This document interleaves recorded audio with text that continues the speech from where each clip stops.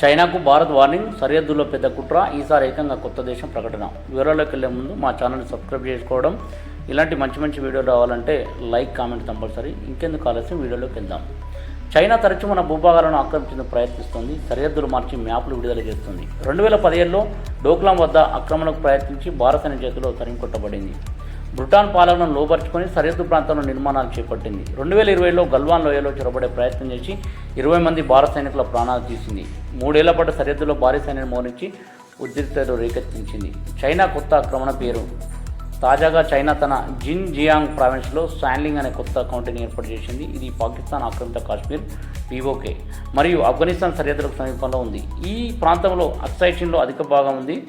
ఇది 1962 యుద్ధం నుంచి చైనా ఆక్రమణలో ఉంది. భారత్ ఈ చర్యను తీవ్రంగా వ్యతిరేకించి బుర్ర దగ్గర నుంచి పనిచేయాలని హెచ్చరించడం కూడా జరిగింది. సత్సంబంధాలంటూనే కుట్రలు. చైనా భారత్తో సత్సంబంధాలంటూనే సరిహద్దులో ఆక్రమణ కొనసాగిస్తుంది. హిమాలయ ప్రాంతంలో మౌలిక సదుపాయాలు పెంచుకుంటూ టిబెట్ భారత్ సరిహద్దుపై పూర్తి నియంత్రణ సాధించాలని యోచిస్తుంది. బ్రహ్మపుత్ర నదిపై భారీ డ్యాం నిర్మాణం కూడా భారత్కు ముప్పుగా మారింది. యుద్ధ అత్యవసర సమయంలో భారీగా నీటిని వదిలి కృత్రిమ వరదలు సృష్టించే ప్రమాదం ఉంది. చైనా కుట్రలు కొనసాగుతూనే ఉంటాయి. సరిహద్దులో భారీ సైన్యాన్ని మోహరించి మౌలిక సదుపాయాలు పెంచుకుంటోంది. భారత్ కూడా తన సైనిక సమర్థతను పెంచుకొని దృఢ వైఖరితో ఉండాలి. అంతర్గతంగా దేశద్రోహులపై కఠిన చర్యలు తీసుకోవాలి. జాతీయ భద్రత ప్రాధాన్యత ఇవ్వాలి. చైనా ఆకారానికి తగిన గుణపట్ల చెప్పాల్సిన అవసరం ఉంది.